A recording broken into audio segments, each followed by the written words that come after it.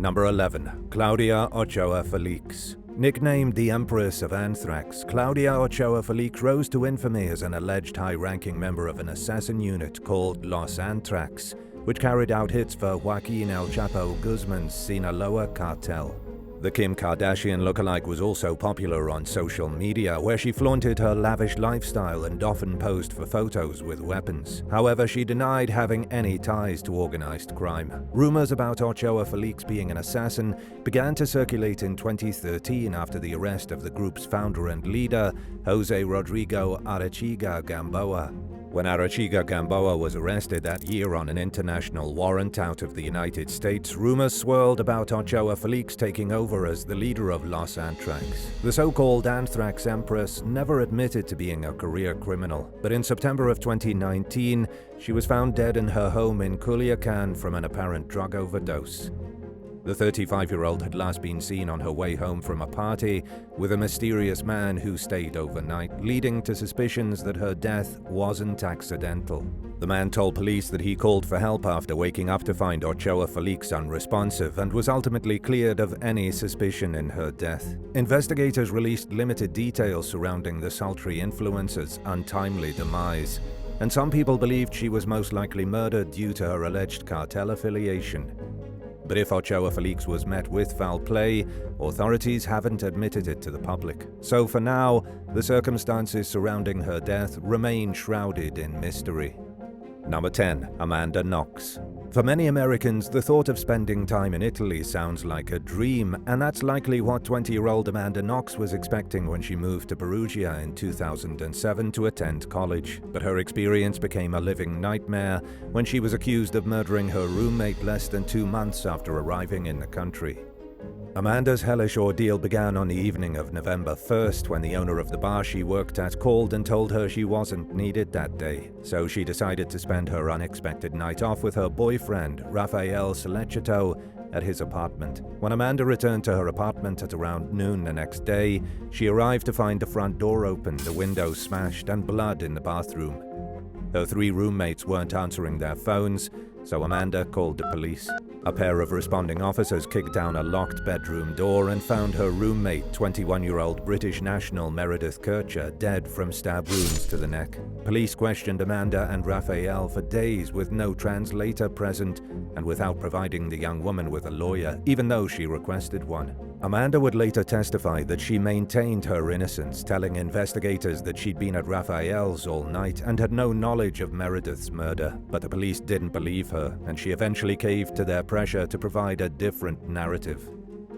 Evidence at the scene told a much different story than the version of events Amanda copped to at the urging of interrogators. There were legitimate signs of forced entry at the apartment, which detectives believed had been staged to look like a break-in. All signs pointed toward a friend of Amanda's neighbors named Rudy Guade, who'd fled to Germany by the time Meredith's body was discovered. Guade admitted to being at the murder scene, but denied committing the crime and said that Amanda and Raphael weren't involved. By then, however, law enforcement was convinced otherwise, and they had developed tunnel vision on securing a murder conviction against Amanda and Raphael. Amanda signed a confession stating that she'd been in the apartment while her boss, Patrick Lumumba, murdered Meredith. They were both arrested, along with Rudy Guade and Raphael Solecito. The case against Lumumba was dropped when he provided a verifiable alibi, but the remaining 3 suspects went to trial. Rudy Guade was found guilty in 2008 and was sentenced to 30 years as a result, but his term was later reduced to 16 years. He was released early in 2020. Raphael and Amanda were convicted in 2009 and were sentenced to 25 and 26 years. They continued to fight their cases, and in 2011 their convictions were overturned. The acquittal was overturned in 2013, and a new trial was ordered, by which point Amanda had returned to the US. She and Raphael were convicted again in 2014 and continued to challenge their cases. Finally, in March of 2015, the Italian Supreme Court overturned their convictions for good, finally ending the years-long saga that had all but destroyed the defendants' lives. 4 years later, the European Court of Human Rights ordered Italy to pay Amanda $20,000 in damages. Since her acquittal, Amanda has worked as a freelance journalist, a podcast host, and a dedicated activist for the wrongly accused. She's also a wife and a mother, and most recently gave birth to her second child in 2023. Number 9. Ferdinand Waldo Deara. Nicknamed the Great Imposter, Ferdinand Waldo Deara is considered one of the most successful con artists in history. Like most career scammers, he deceived people for financial benefits, but he was also heavily driven by a desire for fame and prestige. Deara wanted a high-status profession without going through the education and other steps necessary to achieve these positions in legitimate ways. So, over 23 years, starting after he left school as a teenager in the mid-1930s, he faked his way into multiple skilled careers. At just 16, he ran away from his home in Massachusetts and became a Trappist monk. He was kicked out of the monastery 2 years later due to his temperament and went on to join the Navy with a friend's stolen ID. When Deara's limited education prevented him from attending medical school during his time in the Navy, he fabricated documents in an attempt to pass as a qualified doctor. He got caught, faked his death, and went on the run. From 1942 to 1945, he worked as a college professor under the stolen identity of a psychologist and former Navy officer named Dr. Robert Linton French. But the authorities caught up to Deara, and he was sentenced to prison time for his fraudulent lifestyle. He was released after just 18 months due to good behavior and went straight back to doing what he did best. Deara took on the name Cecil Haman and attempted to get through law school by actually doing the work required. But he got impatient, and in 1950 he went back to teaching college students under a fake PhD. During the Korean War, he stole the identity of a Canadian doctor named Joseph Sir and joined the Canadian Navy. He learned enough about working in the medical field to pass as genuine physician and was appointed as the doctor of an entire ship, the HMCS Cayuga. Deara blew his cover when his photo was featured in the press for heroically providing emergency medical care to 3 Korean refugees, including one who required a leg amputation. The real Dr. Sir's mother saw Deara's photo, knew the man wasn't her son, and raised the alarm. In 1951, the Canadian government deported Deara to the US, where he capitalized on his newfound infamy by selling his life story to the media. He disappeared again 4 years later and began working as a prison guard in Huntsville, Texas, under the name Ben W. Jones. Deara worked at the prison for a year before a prisoner saw his picture in Life magazine and called him out. Deara insisted that he wasn't the notorious con artist featured in the magazine, but he showed his guilt with his decision to go on the run. He was captured in Maine in 1957 and served a 6-month prison sentence for his latest batch of crimes. Following his release, Deara spent the rest of his life trying to shed his past. He became an ordained Baptist minister, this time actually earning his credentials, and was a counselor at a California hospital until illness rendered him unable to work in 1980. Deara died 2 years later at the age of 60. His physician, Dr. John J. Zane, told the New York Times that Deara was about the most miserable, unhappy man he had ever known. Zane and others who knew Deara described him as increasingly despondent in the months and weeks leading up to his death. In the words of his friend and former lawyer Melvin Belly, he never found a way to channel his skills and talents, which would have likely taken him a long way in life if he had just used them to pursue a legitimate career path. Number 8. Frederick Pierre Borda. Nobody knows exactly how many false identities French serial imposter Frederick Pierre Borda has taken on over his lifetime. The number is estimated at anywhere from a few dozen to 500. Nicknamed the Chameleon, Borda began impersonating orphans as a child to gain the attention he didn't receive from his distracted mother. He's best known for pretending to be a missing American teenager named Nicholas Barkley, who vanished in San Antonio, Texas in 1994 while walking home from a basketball game. Nearly 3.5 years later, in 1997, Borda landed in police custody in Spain. By then, he was a serial con artist with plenty of reasons for wanting to avoid having the cops find out his real name. Borda claimed he was a missing teen from America who'd escaped a human trafficking ring and was kept in a shelter overnight, during which time he called the National Center for Missing and Exploited Children in Virginia. Posing as a shelter worker, he claimed that he was trying to identify an American teen in his custody. Based on the details Borda provided, the center suggested that the fictional child might be Barkley. Borda was 23 and had brown eyes, while Barclay had blue eyes. But he decided to try posing as the teen anyway and fabricated a story about how his eye color had been changed at the hands of human traffickers. To explain away his French accent, he said that he had been forbidden from speaking English during his years in captivity. The backstory Borda planned to give was hardly convincing, but when Barclay's sister flew to Spain to pick him up, she didn't seem to notice that he wasn't her long-lost little brother. It was enough for Spanish and American authorities to feel comfortable allowing Borda to fly to the US to reunite with his family.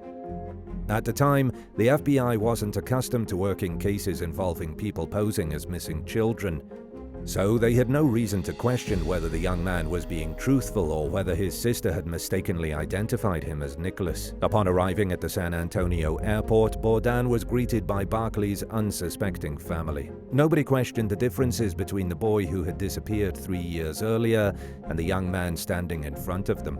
Even when something seemed off about his behavior, the family chalked it up to the trauma he had supposedly endured. The first person to question Borda's identity was a local private investigator named Charlie Parker, who spotted obvious differences in appearance. Federal authorities also became suspicious when they interviewed Borda as part of their investigation into his alleged kidnapping. Barclay's family remained convinced that no mistakes had been made until shortly before Borda's arrest 5 months later. He served 6 years in federal prison for passport fraud and perjury and was deported to France after his release in 2003. Borda told investigators that Barclay's mother, Beverly, and his brother Jason seemed unexplainably spooked when he arrived in the US. At first, he wondered if it was because they knew he wasn't Nicholas, but he later began to suspect that Beverly and Jason knew what had happened to the real Nicholas and that he was no longer alive. Nicholas Barclay remains missing to this day, and no arrests have been made in his case. After returning to Europe, Borda allegedly impersonated at least 3 more missing teens, but appears to have stopped after 2005. Number 7. Carl Goian. Nicknamed the Friday Night Bank Robber, Carl Goian robbed more than 50 banks in 5 US states over a 30-year period starting in 1973. He committed his first robbery shortly after graduating from the University of Pennsylvania with a PhD in statistics and probability, using his expertise to meticulously plan and execute the crime. Goian approached each one of his robberies with the same attention to detail, seeking out small-town banks located near wooded areas and highway ramps. He spent several days observing each bank and its employees before carrying out each robbery on a Friday evening, shortly before closing time. Wearing a scary mask and baggy clothes, Goian entered the bank and moved in a crab-like fashion to prevent employees from knowing his height. But then he vaulted over the counter in what became his trademark style, stuffed his bag full of cash, and left. As he fled the scene, Goian ran into the woods where he had a waiting dirt bike and rode it through the forest to his van. He threw the bike into the van, then hightailed it to the nearest highway entrance, making a clean getaway each and every time.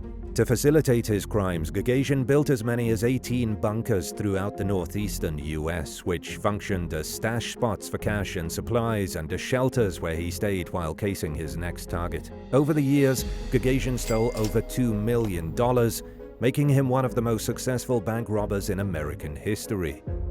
But he was finally caught in 2002 after some kids discovered one of Goian's equipment stashes in the woods in Radnor, Pennsylvania.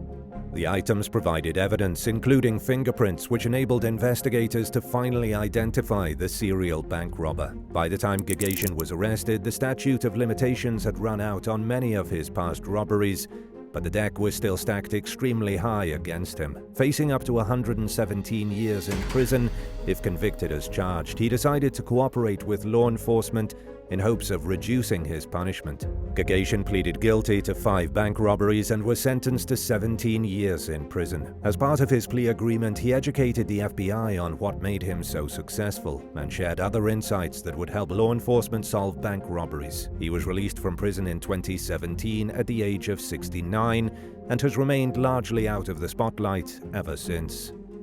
Number 6. Gerald Blanchard.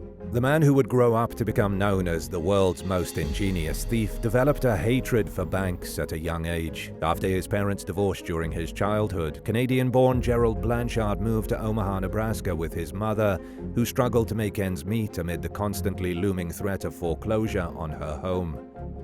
He stole for the first time as a child because he was hungry, and it soon became a habit. Blanchard's first run-in with the law came during the 1980s when he was implicated in a large-scale robbery of a Radio Shack store at the age of 15.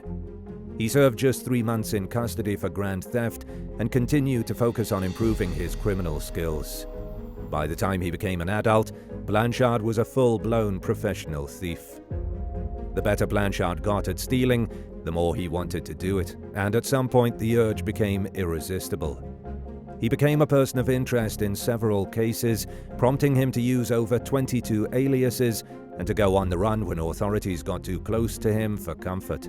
In many cases, police lacked enough evidence to hold Blanchard in custody due to his use of various identities. He was often given a notice to appear in court at a later date, which, of course, he didn't bother attending. Blanchard eventually expanded his criminal activity to other continents. His specialty was stealing jewels. In 1998, he stole a diamond and pearl hair clip that was famously worn by Elizabeth of Bavaria from the Schönbrunn Palace in Vienna, Austria. He would later claim that he parachuted onto the building's roof from a small plane in the middle of the night and replaced the authentic artifact known as the Star of Empress Sisi with a replica from the gift shop. It took 2 weeks for anyone to realize that the real item had been swapped out for a worthless fake, and the hair clip remained missing for years to come. In 2004, Blanchard stole $500,000 from a bank in Winnipeg the day before its grand opening. The heist was more sophisticated than anything many of the investigators had ever dealt with before, leading to the creation of a task force that was dedicated specifically to identifying and arresting the suspect. Dubbed Project Kite, the team discovered that the robber had manipulated some of the screws in the high-tech lock in ways that were later described as ingenious. Justice finally caught up with Blanchard in 2007 when he was arrested for crimes in Canada, the US, and other countries. During a raid on his grandmother's home 5 months later, Winnipeg police recovered the Star of Empress Sisi. Blanchard's case was handled in a Manitoba court where he pleaded guilty to 16 counts of robbery and fraud. The judge sentenced him to 8 years in prison, but he was released in 2010 after serving just 3 years. He never revealed the identities of his accomplices and was the only person involved in his crimes to serve prison time. Shortly after his release, Blanchard appeared to be pursuing a career as a security consultant, but he has continued to steal and was arrested most recently in 2017 for stealing PlayStations from a Best Buy store. Prosecutor Sheila Lineberg said that she does not believe Blanchard is capable of being reformed or that he'll ever give up crime completely. Number 5. Patty Hurst. As the heiress to the Hurst publishing giant, 19-year-old Patty Hurst had enjoyed a privileged upbringing, and she was completely unaware that her wealth and status had made her the target of a kidnapping. At around 9 p.m. one evening in February of 1974, she answered the door at her Berkeley, California apartment and was ambushed at gunpoint by members of a far-left organization called the Symbionese Liberation Army. They beat up Patty's fiancé, then forced Patty into the trunk of a car and sped off. Considered a terrorist group by the FBI, the SLA's mission was to end capitalism and overthrow the US government. Because Patty came from a prestigious and powerful family, her kidnappers knew that abducting her would be an easy way to get the attention from civilians and authorities that they were looking for. They also saw it as an opportunity to demand a steep ransom. Patty spent weeks blindfolded and bound inside a closet at one of the SLA's hideouts. At first, she was only allowed out for meals, but the group eventually began to allow her to sit in on their political discussions, and they gave her propaganda to read when she was locked in the closet. Her role in the group expanded as she gained her captors' trust and became increasingly indoctrinated into their extreme belief system. In the meantime, Patty's parents lived in a constant panic as they did everything in their power to ensure her safe return home. The SLA released tapes demanding $6 million worth of food donations in exchange for Patty's release. Her father, Randolph Hurst, provided $2 million worth of food donations, claiming that he couldn't come up with the full amount. But the group refused to free Patty, even after more food giveaways were organized. 2 months after the kidnapping, Patty addressed her parents in an audio recording. Now calling herself Tanya, she said that she was with the group voluntarily and had joined their fight against oppression. Just days later, she participated in a bank robbery. The following month, Patty exchanged gunfire with a sporting goods store manager and carjacked 2 drivers with another SLA member. And over the next year, she allegedly tried to kill 2 police officers with homemade bombs. After Patty's arrest in 1975, a court-appointed psychiatrist described her as zombie-like and said that her IQ had dropped significantly during her captivity. But in the eyes of the prosecution, she was a willing participant rather than a reluctant accomplice. She was convicted of robbery and was sentenced to 7 years in prison. Less than 2 years later, then-President Jimmy Carter commuted Patty's sentence, and Bill Clinton officially pardoned her several years after that. She then denounced the SLA and published a memoir about her experience. She now lives a much calmer existence as a professional dog trainer who competes in dog shows with her Shih Tzu, Rocket. Number 4. D.B. Cooper. On the afternoon before Thanksgiving in 1971, a man calling himself Dan Cooper entered the Portland International Airport in Oregon and paid cash for a one-way ticket for a flight to Seattle. Later dubbed D.B. Cooper by the media, he appeared to be in his mid-40s, was wearing a business suit, and boarded the plane carrying a briefcase. As the aircraft waited to depart, the man ordered a bourbon and soda. Shortly after takeoff, he flagged down a flight attendant and handed her a note stating that there was a bomb in his briefcase and instructing her to sit next to him.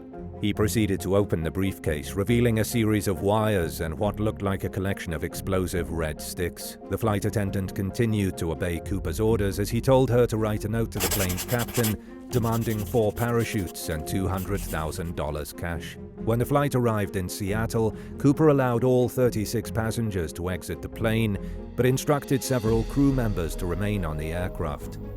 After receiving the ransom money and parachutes, he ordered the crew to set a course for Mexico City. Shortly after 8 p.m., Cooper removed his tie and calmly parachuted out the back of the plane with the money, somewhere between Seattle and Reno. He was never seen again, leaving his fate and whereabouts a mystery to this day.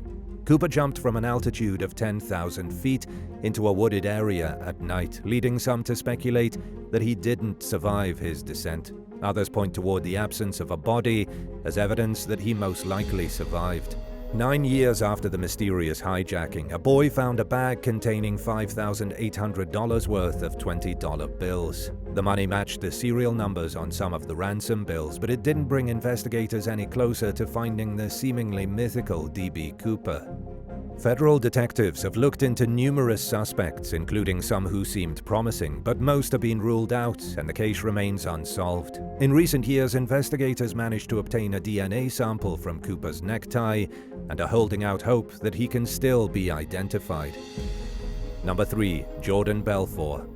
Infamously known as the Wolf of Wall Street, Jordan Belfort became a stockbroker during his 20s. In 1989, he founded an over-the-counter brokerage firm called Stratton Oakmont with business partners Danny Porish and Brian Blake. The firm was extremely successful for a number of years, with over 1,000 stockbrokers overseeing more than $1 billion in investments. But behind the scenes, its owners were committing various forms of fraud. In what's known as pump and dump schemes, Stratton Oakmont artificially inflated the values of penny stocks and then sold off their shares.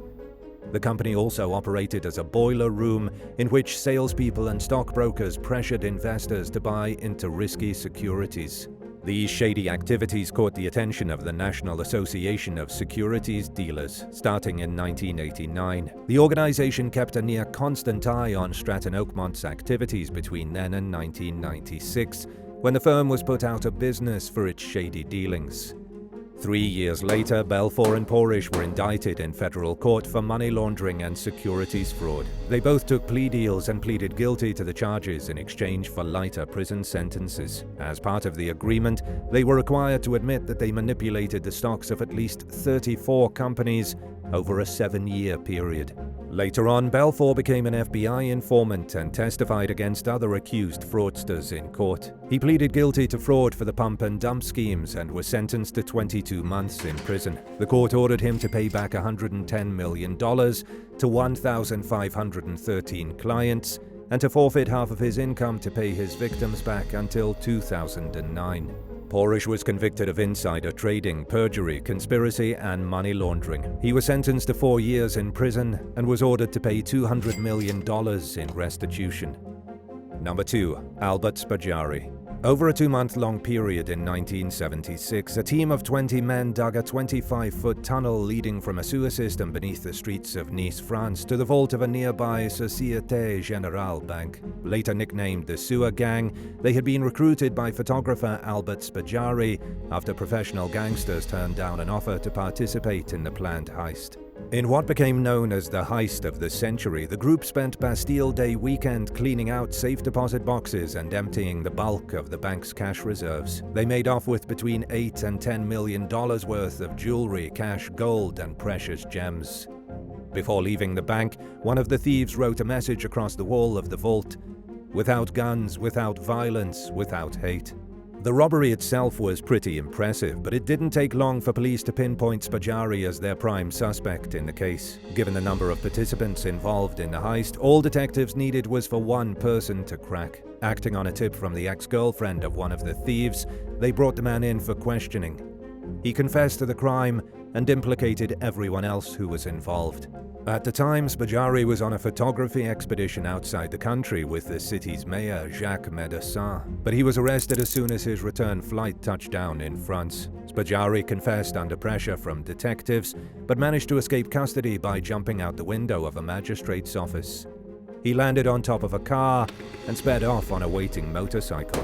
The court sentenced Spari in absentia to life in prison, but he was never caught and brought to justice. It's believed that he spent most of the rest of his life in Argentina, where he bought a ranch with his ill-gotten fortune. And to prevent anyone from recognizing him, he reportedly got plastic surgery to change his appearance. 6 other suspects were charged in connection with the bank robbery, including 3 men who were acquitted. The other 3 were convicted for their roles in the heist and were sentenced to prison terms ranging from 5 to 7 years. In 1989, Spari's mother discovered her son's dead body outside her home. According to the New York Times, the 57-year-old died from lung cancer, but some believe that his passing occurred under suspicious circumstances. Unfortunately, none of the proceeds from the robbery were ever found. And now for number 1. But if you want to hear more bizarre and crazy stories, stay tuned after the video for some more content. Number 1. Leona Helmsley. With a nickname like the Queen of Mean, a person doesn't have to exactly use their imagination to realize that Leona Helmsley was known for being an unpleasant person. Notorious for her ruthless and cutthroat demeanor, she was known for saying, "We don't pay taxes, only the little people pay taxes." As a successful condominium broker in New York City, Helmsley was already a self-made millionaire when she married her second husband, real estate tycoon Harry Helmsley, in 1972. After the couple tied the knot, Leona shifted her focus to Harry's growing hotel empire. The Helmsleys also worked together to convert apartment buildings into high-dollar condominiums. Leona ended up controlling 23 of the hotels that she and Harry owned. She was known for being a tyrannical boss who was quick to fire employees for even the slightest mistake. It was customary for her to yell and shout obscenities at the terminated workers, ensuring that she got the last word in before she sent them on their way to look for another job elsewhere. Leona's treatment toward her employees may sound brutal, but it was nowhere near as heartless as the eviction notice she handed over to her son's widow shortly after his funeral in 1982. She also sued her son's estate, reaping nearly $150,000 that her daughter-in-law was meant to inherit. Both Leona and Harry were allegedly hesitant to pay up for contractors and vendors who serviced their properties, even though they could easily afford these expenses. Then, in 1988, the couple were indicted on multiple tax and extortion-related charges. Because Harry had recently suffered a stroke and was in ailing health, he was deemed mentally and physically unfit to stand trial. Leona faced the charges alone, and her legacy of abusive and cruel treatment toward essentially everyone around her was revealed during the trial. Employees, contractors, relatives, and others testified to their fear of Leona's wrath, and it did her no favors when it came to the jury's perception of her. She was found guilty of nearly 3 dozen charges, including 1 count of conspiracy to defraud the United States. She was also hit with 3 counts of tax evasion, 3 counts of filing false tax returns, 10 counts of mail fraud, and 16 counts of assisting in the filing of false tax returns. As bad as this all sounds, the outcome could have been much worse. The jury acquitted Leona of an extortion charge, which could have landed her in prison for life. She was initially sentenced to 16 years, but got her sentence reduced considerably after getting all but 8 of her convictions overturned. Leona spent just 21 months in prison and was released in early 1994. Following Harry's death in 1997, Leona inherited over $5 billion. Estranged from much of her family and with very few friends, she became a recluse during her later years. She died in 2007 after spending a decade in relative isolation at her penthouse home, proving that money truly cannot guarantee a happy life. With almost no real friendships or close family members, Leona had tried to leave her fortune to her Maltese dog, Trouble, but after looking over the will, the judge ruled that Leona had been mentally unfit when she drafted the document. He amended the will to provide $2 million for Trouble's care, with a $60,000 annual salary going to the dog's caretaker and $100,000 being set aside for yearly security expenses, along with thousands of dollars for grooming and food. When Trouble passed away in 2010, the remainder of the money went back into Leona's estate. 8. Randy Lee Cooper and Christen Nicole Begu. During the summer of 2020, police officers from Newburgh, Dundee, Oregon had to chase down a Toyota Land Cruiser that had recently been reported stolen. They first spotted the vehicle driving around in the downtown area and pursued it for a few blocks as the driver tried to elude law enforcement. Thankfully, he didn't get very far before he crashed into a Buick Regal, which ironically had also allegedly been stolen. And without even trying to do so, the police were able to kill 2 birds with 1 stone, figuratively speaking, of course. The driver of the Land Cruiser, identified by the authorities as 27-year-old Randy Lee Cooper of Portland, was charged with a slew of crimes, including 1 count each of 3rd-degree assault, fleeing or attempting to elude a police officer, reckless driving, and unauthorized use of a motor vehicle. Police officers also identified the driver of the Buick, which had been reported stolen 3 weeks prior, as 25-year-old Christen Nicole Begu. She received her own set of charges, which included driving under the influence of intoxicants and unauthorized use of a motor vehicle. Both suspects were released after their arrest, and the outcomes of their cases are now unclear. 7. Sha Crawford. In early 2017, an elderly homeowner in Manchester, England, came home from shopping one day and found an intruder stuck inside her bathroom's window. He was perched about 15 feet above the ground and needed help getting down. Emergency responders had to be called in to get the criminal out. 47-year-old Sha Crawford was allegedly trying to sneak into the senior citizen's house when he got himself stranded. It took firefighters a whole 20 minutes to free him from his tricky position, which left him with a minor ear injury.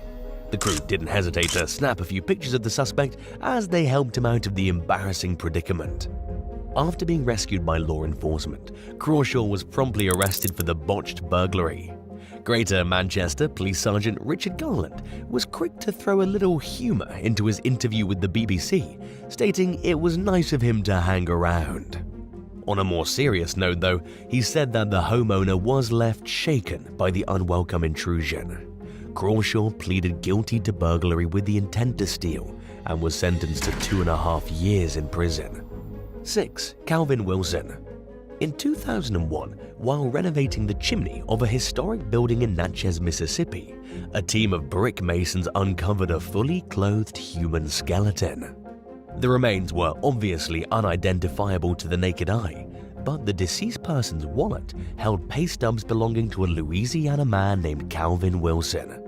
It actually gone missing 15 years earlier, in 1985. Jewelry found on the remains also indicated that the bones most likely belonged to the long-missing man as well. About a year after Wilson vanished at the age of 27, bones were found along the banks of the Mississippi River. Authorities thought they may have belonged to Wilson, and his family had no reason to suspect otherwise.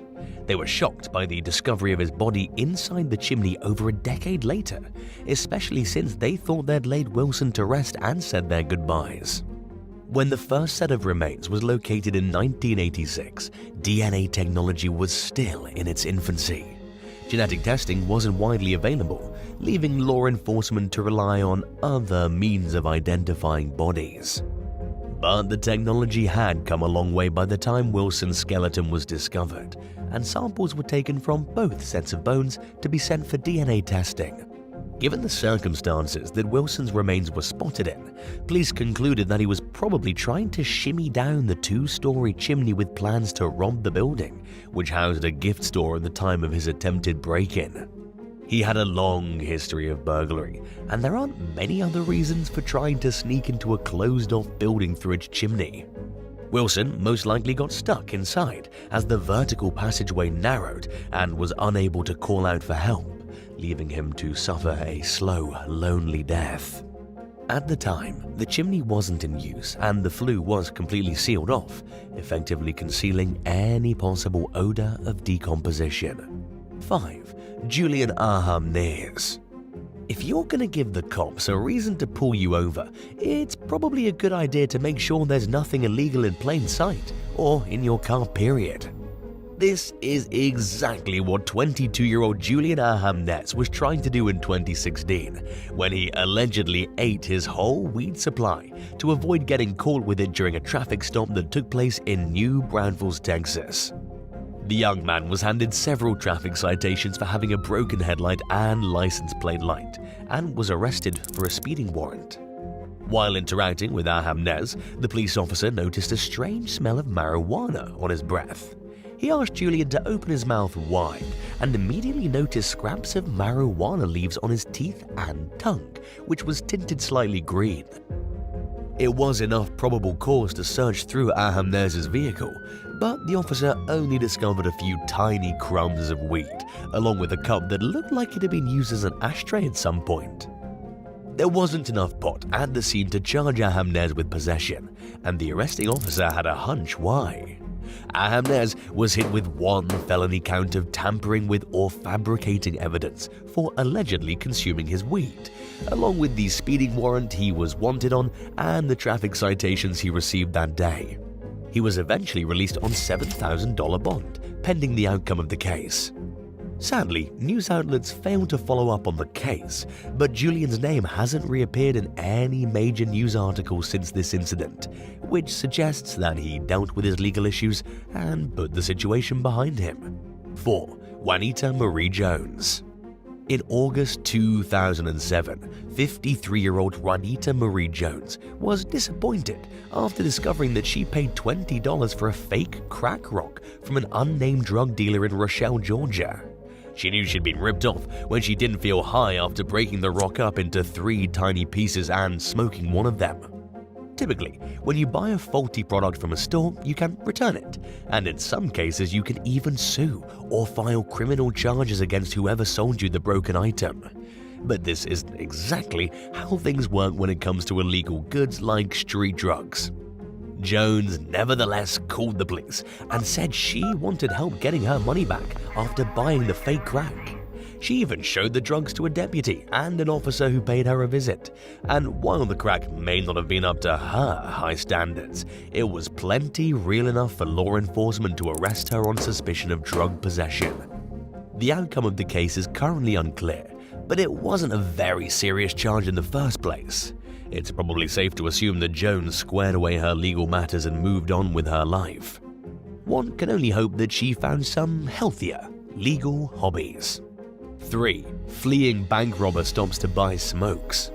A high-speed police chase isn't really the type of situation where you can hit the pause button and go take care of another errand. But that's just what one Phoenix man tried to do after robbing a bank in July 2007. According to police officers, the suspect went into a Bank of America branch at around 10 o'clock a.m. and quietly handed a demand note to a teller. He left with an undisclosed amount of cash in his pockets and was seen getting into a pickup truck. An employee wrote down the license plate number on the vehicle, and investigators were able to launch a stakeout near the man's residence. Law enforcement tried to corner the suspect as he left his home with a woman, but the pair managed to get into the white pickup truck before officers could grab them. The driver then shifted the truck into reverse and backed straight into an unmarked police cruiser before driving away quickly. A chase then began for the next few minutes before the male suspect dropped the woman back off at the property they'd just left. By then, the police had a helicopter up in the air, tracking the man's every movement. As he continued to elude authorities, the accused bank robber pulled into a convenience store parking lot and went into the business with a $20 bill. He handed the money over to the cashier and demanded a pack of cigarettes in return. The suspect even asked for his change and waited several moments before seeing a police car outside and leaving the store without the money he was owed. By then, law enforcement was gaining on him, and the pursuit lasted for only a few more minutes before the man ran over some stop sticks the police placed in the road to pop his tires. He was then taken into custody on suspicion of bank robbery and multiple other crimes, but his identity was never publicly revealed, and the outcome of the case is still a mystery. 2. Christian Bara. In 2000, a Polish small business owner named Dariusz Januszewski was discovered dead in a lake in the city of Wrocław after being reported missing 4 weeks before. His hands were tied up behind his back, and he seemed to have been tied up in an extremely uncomfortable backward cradle position, which gets tighter as the person pulls on the ropes to free themselves. Januszewski's body showed signs of torture and starvation, and a medical examiner concluded that he'd most likely drowned after being thrown into the water. The case went unsolved for 3 years as law enforcement poured countless amounts of time, manpower, and resources into the investigation. Their first big break came from an unexpected source years later in 2003, when Polish author Christian Bara published a book called Amok. The story is about an unsolved murder that had suspicious similarities to the circumstances surrounding Januszewski's death. It caught the attention of a cold case detective named Jack Roblewski, who brought new attention to the case. Roblewski read Bala's novel multiple times, only becoming more certain with each repetition that the author was responsible for Januszewski's death. The evidence against Bala only grew as the investigation unfolded. Investigators realized that Bala called Januszewski the day he went missing and later sold the victim's cell phone online. They also learned that Bala suspected that his estranged wife and Januszewski were having an affair. In fact, Januszewski seemed to have a lot of things Bala wanted. He was a successful businessman who ran a small advertising agency, while Bala struggled just to make ends meet and lacked any business savvy whatsoever. Bala even filed for bankruptcy the same year Januszewski was murdered, by which point his marriage was in ruins. Prosecutors soon accused Bala of kidnapping Januszewski from his office and killing the victim out of jealousy. They claimed that the suspect confessed to the murder during questioning, but that he later took back his statement. Bala argued in court that his confession was forced out of him. He denied involvement in the crime and claimed that he wrote Amok based on information he learned from news articles. But the novel had details only Januszewski's killer would have known at the time, so this explanation didn't make sense. It also held other uncanny similarities that were impossible to ignore. Much like Januszewski, the murder victim in the novel owned a small advertising agency. He was also bound and tortured before being thrown into a body of water. In 2007, Bala was found guilty of planning and directing Januszewski's murder, but the court ruled that there wasn't enough evidence to fully convict him of carrying out the crime. He was sentenced to 25 years in prison, but won a retrial the next year. Bala was once again found guilty of masterminding the murder and was ordered to keep serving his original 25-year sentence. 1. Poison Umbrella Plot. Nicknamed Dr. Death, Dr. Wouter led a chemical and biological weapons program that mainly targeted South Africa's black population during the country's apartheid era. In 2000, he went on trial for criminal allegations stemming from his past. Specifically, Bassam was accused of giving lethal drugs to people who killed hundreds of prisoners of war during the 1980s. During the trial, a witness named Trevor Floyd described a plot to kill exiled anti-apartheid officials from the African National Congress Party, who lived in London back in 1986 and 1987. The plan apparently called for the assassination of South African Member of Parliament Pallo Jordan and the country's Minister of Water Affairs and Forestry, Ronnie Casrells. According to Floyd, a former member of the now-defunct Civil Cooperation Bureau's death squad, the weapon for carrying out the hits would have been an umbrella that shoots poison darts. To stop the device from being traced to South Africa, Floyd got an umbrella from Europe and travelled to England to pick it up after it had been modified into a lethal weapon.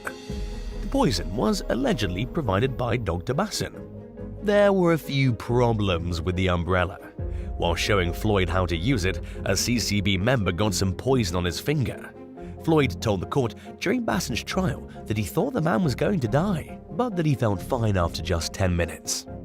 While traveling with the umbrella, Floyd noticed it was very long and prone to tapping the ground, prematurely shooting its poison darts.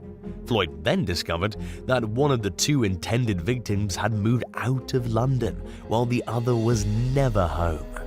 The assassination plot was then abandoned and the weapon was discarded into the Thames River.